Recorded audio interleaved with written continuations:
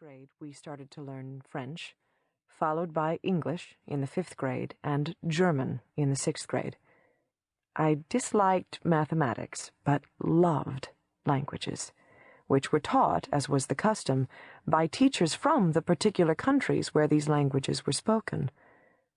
I shall always be grateful for this education, which served me well throughout my life.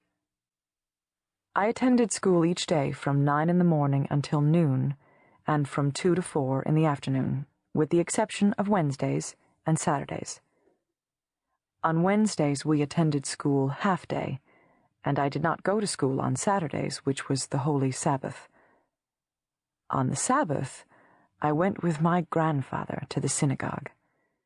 This was an exciting event for me, because afterwards my sister and I went home to join my mother, grandmother, aunts, and uncles for a plentiful luncheon. We sang Hebrew songs of grace and enjoyed sweets, and I savored the feeling of safety and security with my family in this warm and loving atmosphere. My grandfather was very handsome. He was tall and blond and very dignified looking.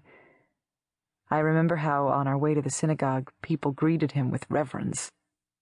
One of my favorite memories is my grandfather reading the daily newspaper aloud to my grandmother, whose eyes were not in good condition.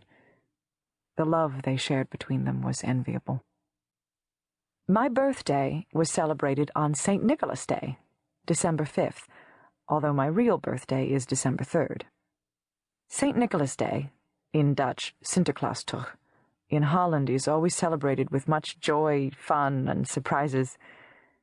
Legend has it that St. Nicholas arrives on a ship from Spain and, after embarking, mounts a white horse. With his Moorish helpers, he visits schools and homes in the township. No matter what religion one observed, Sinterklaasdag was celebrated by all. So on this particular day, skating home, I was very much looking forward to Sinterklaasdag, birthday presents, and my school's upcoming chorale presentation. I remember being quite excited. However, as I approached my home, a funny feeling came over me that I couldn't explain. All through my life, I would experience this feeling again and again as a warning of impending doom. My mother greeted me at the door with tears streaming down her face. She took me in her arms, and as she held me, my sister, who stood nearby, said, "Opa died." This was a terrible blow for all of us. "What do you mean?" I said. "Opa cannot die." But I had lost my beloved grandfather. I remember the funeral, attended by all who knew him, dignitaries, friends, family, neighbors.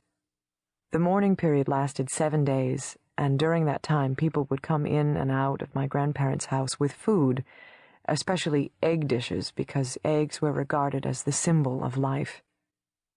After my grandfather died, I watched my grandmother gradually deteriorate. Within a half year, she too passed away. When I was 10 years old, my oldest brother, Is, married a local girl.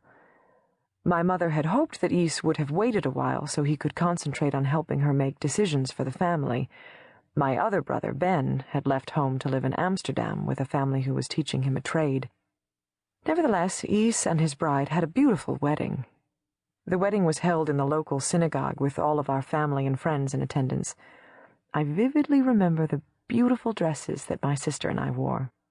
Mine was light purple with many flounces, and my sister's was pink, trimmed with white fluff. The festivities continued in my new sister-in-law's home, where my aunt and uncle from Rotterdam presented a fantastic stage play in which they were true professionals. What impressed me most about this event was the singing of the family's history, all in rhyme and to the tune of the Trop of the Torah. After each couplet, all of us chanted, "Amen." My brother Is also played the piano and the flute quite well. With a family so musically inclined, the festivities lasted until late into the evening. To this day, I have never forgotten this celebration and the intensity and effect it had on me. After I completed the first 6 grades of school, I was ready to go on to a higher level of schooling.